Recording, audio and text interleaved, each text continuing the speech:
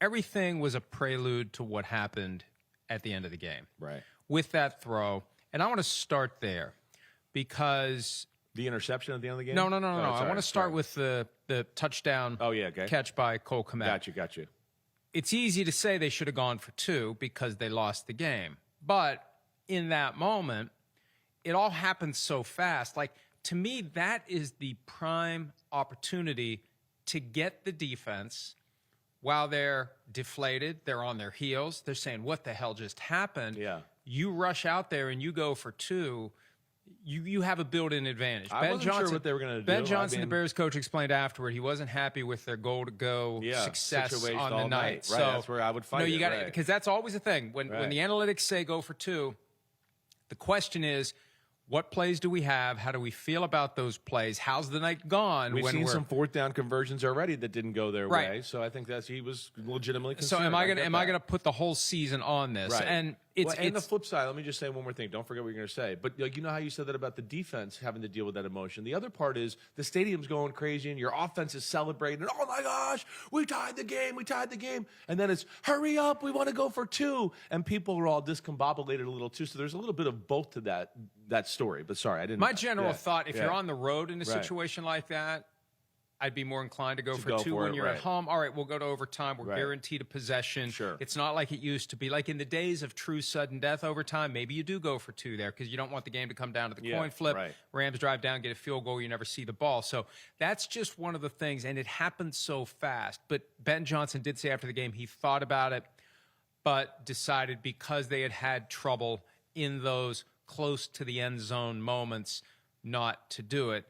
Obviously, he's going to be thinking a lot about what would have happened if he had done it. But then if you do it and you fail, you think what would have happened in overtime. So you're always going to have those forks in the road, and you're going to have to deal with it. Whatever the outcome is, you're going to have to deal with all the decisions you could have made. That's right. Because once we got to overtime, and I got a former coach who was texting me all throughout, like this whole, because we're still early on in the life cycle of what do you do in overtime when you win the toss? Right. What do? Do you take it?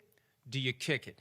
In the regular season, I think we've kind of gotten to the point where we realize there's kind of an advantage to having the ball first because you're talking about 10 finite minutes. And if you can chew up enough of the time and you score a touchdown, you're putting the other team at a disadvantage. Now, Rams-Seahawks during the regular season, the Thursday night game, it didn't matter. The Seahawks won on a 2-point conversion after the Rams scored 7. But in a postseason game, this goes back to Super Bowl 58 when your buddy Kyle won the toss, took the ball. Right. And the Chiefs won the game, and the Chiefs said after the game, we were going to kick. We've run through the analytics. And somebody sent me a study into that postseason, somebody from one of the teams, like they did this very careful, detailed, what do we do? Do we kick? Do we receive?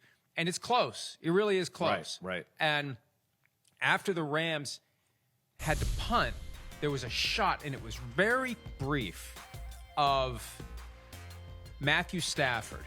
And the look on his face was, this is it. It's over. Right. They're going to drive down the field. They're going to kick a field goal. Like you could just in that. I wish that the camera would have lingered on him a little bit more because he had that resignation on his face that this, and it felt inevitable. And that's what made it so jarring as they moved the ball. There's a 4th down conversion where Caleb went to the left. There was an opening. He got the first down. Yeah. And you feel like this is it. They're getting closer and closer because Chris Collinsworth had made the comment, and I think he's absolutely right. If you don't get it, they're 15 yards away from beating you. If you do get it, you're 15 yards away from beating them. Go get it. Yeah. And then was it the next play? Was the interception the very next play or 2 plays later? Yeah.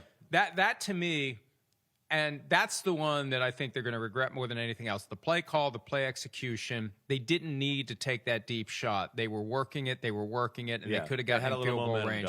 And that was just one of those moments where it's like a lightning bolt. It was 2nd and 8, so it was 2 plays after the 4th down conversion right near midfield. And when he threw the ball, sometimes when a guy throws the ball with that kind of authority, it's like, he's got somebody wide open. Right, I agree. How many times have we seen that? Oh, man, he's got somebody wide open. When he let it go, I was like, he likes what he sees here, right? I agree. And if we could show that one more time, really, I mean, I know he talked about a little bit of a miscommunication there. But I hear they've been aggressive all year long.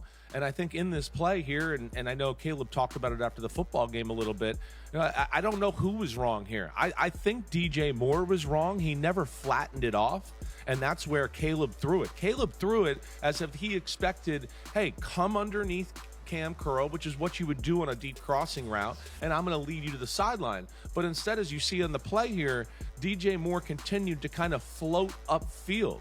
So he's throwing him across the field trying to flatten him out, and DJ Moore kind of geared down to a degree and floated upfield, and that's where the miscommunication happened. And then, of course, you give Matthew Stafford and company one more breath of fresh air, and they make it happen. It's always a dangerous topic for a quarterback, and I think back to, and this goes back to 2009, when your former coach, John Gruden, started the quarterback series with the draft picks. Right. He was meeting with Jimmy Clausen. Yeah. And they were going over tape, and there was like an interception on a ball that he threw to Golden Tate when he was at Notre Dame. Yeah. And Clausen blamed it on the receiver. I remember and that, Gruden right. said, no, it's never, ever, ever the receiver's fault. Even when it is Right. the receiver's fault, it's your fault. You've got to own it. So Caleb said after the game, first of all, he's got to go back and watch it. But he said he saw front side safety down, front side concept, ended up getting hemmed up a little bit, and so moved on and had DJ going over the top, over all of it. It was just a miscommunication between him and I. I tried to flatten him off under the safety, and he kept it vertical from what I saw in the moment. And, I mean, that is a miscommunication, and this gets back to all the reps, off-season program, training camp, all the time you spend afterward. You develop an understanding of what you a talk guy's about going to these do. in the meetings. In this situation, I expect you to do that. In this defense, I expect you to run the route this way accordingly, right? So you're spot on there. So in that moment, Yeah. that psychic link that you see develop between a receiver and a quarterback, it just didn't work. DJ Moore thought to go one way. Caleb Williams thought he was going the other way. He was confident about it when he threw it, that he was going to be there, and he just wasn't there. And it's nobody's fault. It's just one of those stuff happens. But that's the risk you take when you dial up a play like that in that moment and you decide to throw the ball deep. Yeah. And part of it may have been you just get caught up in this sense of, we're going to go do this. Like, you can get too confident in the idea that this is inevitable. Right. And I feel like the Bears, on that play, they were just a little too confident that this is inevitable and this is going to happen. And it was a great catch. It's a great interception. By Cam Cam Curl to Curl's keep a hell the of a ball player. off the ground. Right. Ball never touches the ground. It's rolling around. It easily could have popped off, especially in those conditions. And then the Rams got their reprieve and just methodically worked it down the field. And the next thing you know, Harrison Mevis kicks the field goal and the game's over. I just feel bad for all the Bears fans. They go out there, they brave the elements. It was a special season. It's been so long. The good news is this feels sustainable. Definitely. They're only going to get better. Definitely. When you have a guy who in 2 career playoff games made 2 of the best postseason throws we've ever seen. Right. In 2 career playoff games. Right. The 4th and 8th play against the Packers, the throw to Cole Kmet last night. Like, the glass is half full for the Bears. Doesn't make it any better, but this is going to be one of those off seasons where the Bears fans are counting the days. Let's get it started again. We got something here. Let's get going. And, they're going to carry the weight of expectations next year. It is going to be a different experience for them. They get the first place schedule. Everybody's going to be targeting them. They're going to have a bunch of primetime games. Their schedule's going to be all jacked up Thursday, Monday, Sunday night, travel here, travel there. But it feels like they're legit. It feels like they're here to stay. And, it would have been nice to go to Seattle next weekend and see if they could continue it.